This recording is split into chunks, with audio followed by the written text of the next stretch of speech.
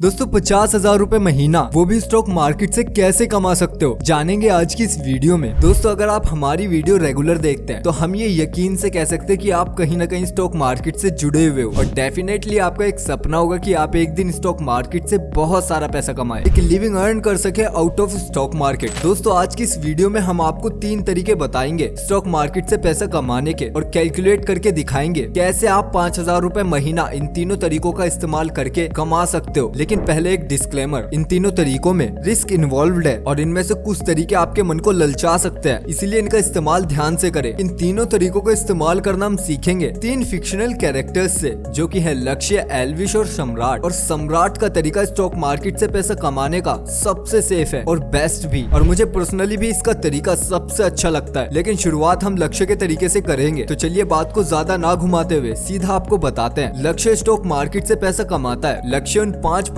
Traders में से जो कि प्रॉफिटेबली इस प्रोफेशन को फॉलो कर रहे हैं। लेकिन ऐसा नहीं है कि एकदम से लक्ष्य प्रॉफिट कमाने लग गया है, उसने भी लॉस झेला है जो हर बिगिनर झेलता है। लेकिन जहां मोस्ट ऑफ द ट्रेडर्स इस लॉस वाले फेज में क्वाइट कर देते हैं, वहीं लक्ष्य थोड़ा ढीठ किस्म का इंसान निकला। उसने क्वाइट करने की बजाय चीजों को सीखने पर ध्यान दिया, ट्रेडिंग से रिलेटेड बुक्स पढ़ी, पेपर ट्रेडिंग करी, अपने इमोशंस को कंट्रोल करना सीखा, मेडिटेशन एक्सेट्रा के थ्रू। देन सबसे इम्पोर्टेंट, उसने रिस्क मैनेजमेंट भी सीखी और फिर उसके बाद धीरे धीरे उसकी स्टॉक मार्केट की गाड़ी सही पटरी पर आ गई और अभी वो महीने के 50,000 रुपए कमा लेता है। और कैसे, आइए कैलकुलेशन के थ्रू जानते हैं। लक्ष्य कैश मार्केट से ट्रेडिंग करता है, यानी कि वो सिर्फ स्टॉक खरीदता है जिसमें उसकी विनिंग प्रोबेबिलिटी है 60%। यानी कि अगर वो 100 ट्रेड्स लेता है तब उसके 60 ट्रेड्स सही जाते हैं। लेकिन उसका रिस्क रिवॉर्ड रेशो है 1:2 का, यानी कि खराब ट्रेड्स में अगर वो 1 रुपया लूज करता है तो सही ट्रेड्स में वो 2 रुपए गेन करता है। यानी अगर वो एक महीने में 100 ट्रेड लेगा तब उसमें से 60 ट्रेड सही जाएंगे और 40 ट्रेड गलत जाएंगे। लेकिन उसके 1:2 के हिसाब से सही ट्रेड पर वो 60 ट्रेड से 120 रुपए कमाएगा और 40 गलत ट्रेड से 40 की ही लॉस करेगा। तो एंड ऑफ द मंथ उसका प्रॉफिट होगा 120 - 40, यानी कि 80 रुपए का। इसी तरीके का इस्तेमाल करके लक्ष्य महीने का 50,000 रुपए कमाता है और आगे इससे भी ज्यादा कर सकता है, जो कि उसकी कैपिटल पर डिपेंड करेगा। अगर प्रॉफिटेबल प्रॉफिट की बात की जाए तो उसका यही मंत्र है। बाकी तो हजारों इंडेक्टर है, टेक्निकल एनालिसिस एक्सेट्रा है। टॉपिक नंबर 2 है एल्विश का तरीका। एल्विश ने बाकी ट्रेडर्स की तरह काफी सारी गलतियां करी हैं स्टॉक मार्केट में, लेकिन जैसे हर किसी का स्टॉक मार्केट का एक्सपीरियंस अलग होता है, वैसे ही उसका भी एक्सपीरियंस अलग था। उसने सबसे पहले स्टॉक इन्वेस्टमेंट में अपना हाथ आजमाया, लेकिन उसने वहां से सिर्फ लॉस ही उठाया। फिर उसके बाद उसने अपना रुख ट्रेडिंग की तरफ कर लिया। उसने सब तरह की ट्रेडिंग अपनाई, वेदर स्टॉक ट्रेडिंग,